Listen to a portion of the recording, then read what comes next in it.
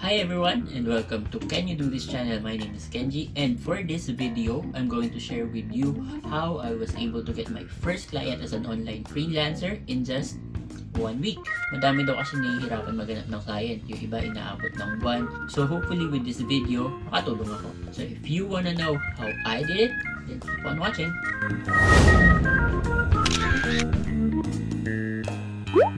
Online freelancing has grown so much over the years, especially now at the time of the global pandemic. I'm not really gonna dig deep on what online freelancing is, but I am going to share with you my own experience, how I was able to get my first client as an online freelancer in just 1 week.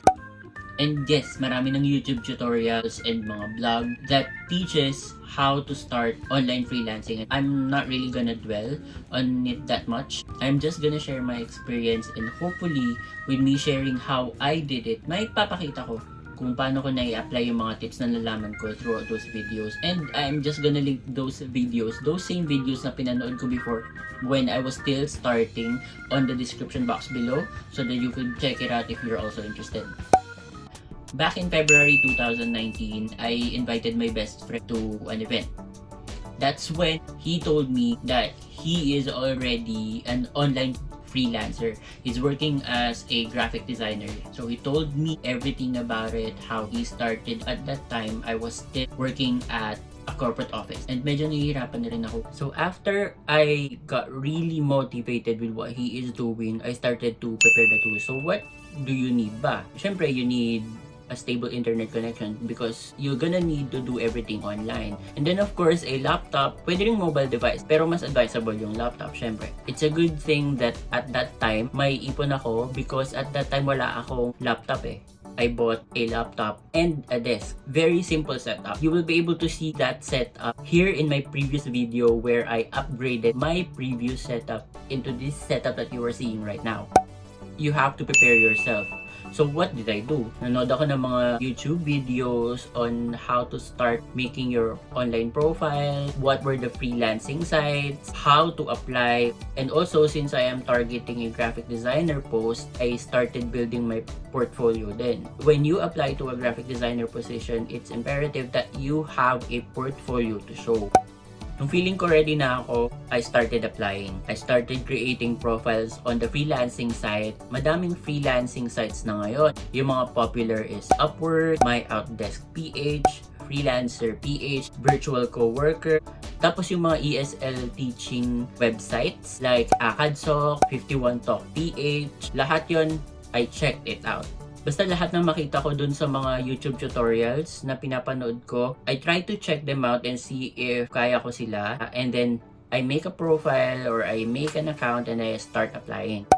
So, nag-focus ako actually sa OnlineJobs.ph kasi sa tingin ko, yun yung pinakamadali, yun yung pinaka-straightforward for me based dun sa mga napanood kong YouTube video tutorials. I started my account and sending applications around March 7, 2009. Everyday yun, nag-a-apply ako sa mga job posts na nakikita ko sa OnlineJobsPH. Kasi sa OnlineJobsPH, you can filter the job posts depending on the field that you want. Everyday, nag-check ako ng mga bagong job posts.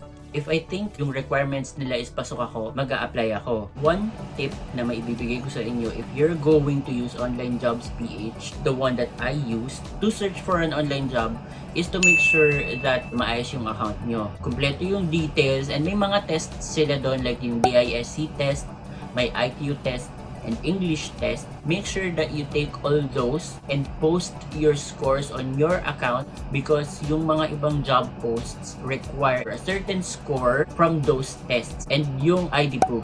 It's important that you have a high score, meaning that you're verified and totoong tao talaga yung may-ari ng account na yun because some job posts require a certain number of ID proof. So March 13, 2019, that's the 6th day of araw-araw na pag-apply sa mga bagong job posts, not including the ones from other sites. I saw this job post. It says, "We are looking for a graphic artist to join our team. We are a jewelry gifts and accessory brand that sells internationally on Amazon.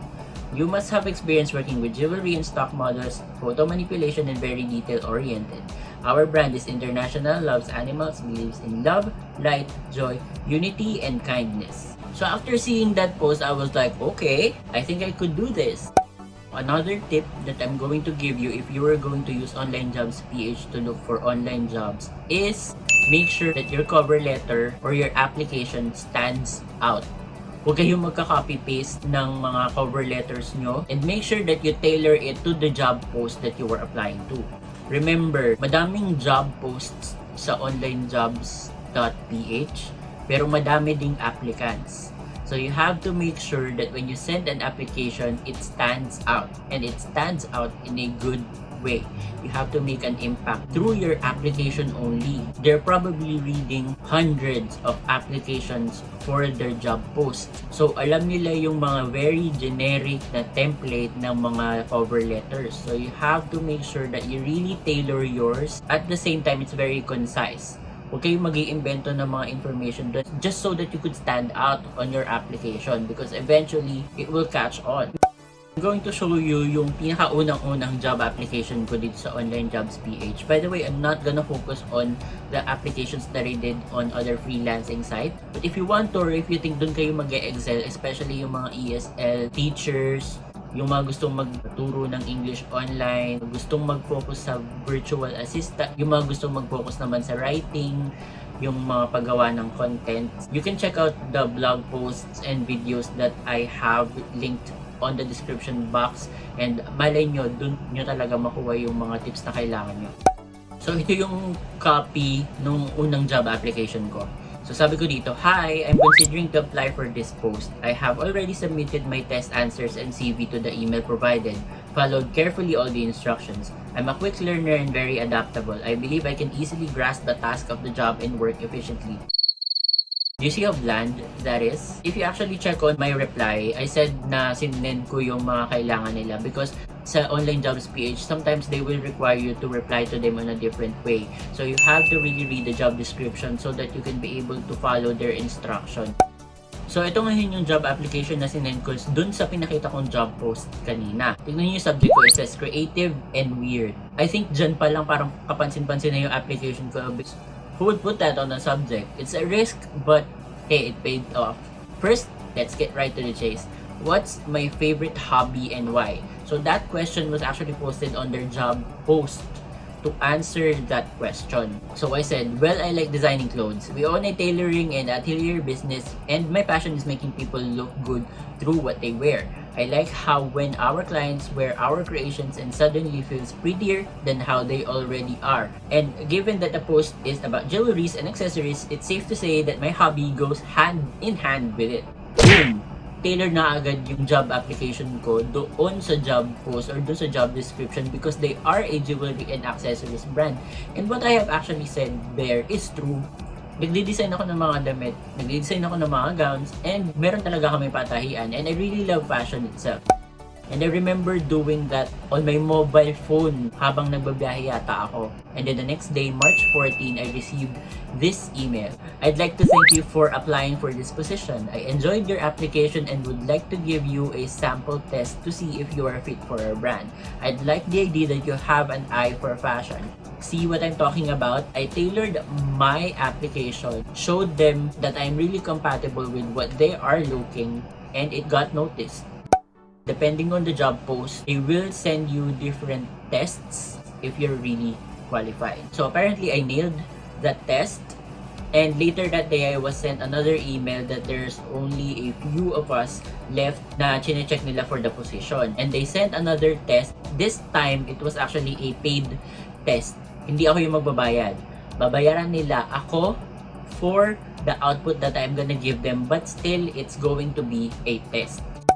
So the next day, March 15, 2019, 8 days after I sent my first job application in OnlineJobsPH, I received this email. I think you already know what this message is about based on the subject. Yes, you are officially hired. Yay! Yay indeed! We loved your work. Would you be ready to start Monday next week? And I was like, hell yes! We're gonna make this so much fun, you and I working together. Although I'll be supervising you, I don't consider myself as someone above you. I want us to be open with each other, and I want you to communicate what you need or if you have some concerns with anything The one that I'm communicating here on this email and the constant email back and forth throughout the test is actually the assistant of the owner of the brand, and she is actually an online Filipino freelancer. So was it luck? Was it skill? I think it's both. Luck because I stumbled upon the post. I saw the post and I was able to apply to it. Skill? Definitely yes. Because online freelancing, you need to start with yourself. You need to start with yourself and no one else. You need to study, you need to prepare. If you think na kailangan mo ng practice, then go ahead. If you think na kailangan mo ng trainings, may mga online trainings na kailangan i-take, then you need to do so. You need to do all of those in order to prove yourself worthy of the online job post. They have to trust you with just what they see on your profile and on your application. You need to always put your best foot forward. Huwag kayong matakot mag-apply. Hindi lahat ng nagpo-post ng openings doon kailangan experienced. Sometimes, mas gusto nila yung trainable. Your attitude is definitely really important. Even though you're applying for an online position, sometimes you have to prove that you are fun to work with, kahit hindi physical kayo nagkikita, that you are efficient, most especially na even walang face-to-face supervision, you can provide quality outputs. So that's it everyone. Thank you so much for watching, and if you liked it, go ahead and give the video a thumbs up. Subscribe to my channel and click on the notification icon so that you won't miss on any of my future videos. Keep safe everyone. Thank you and see you on the next video.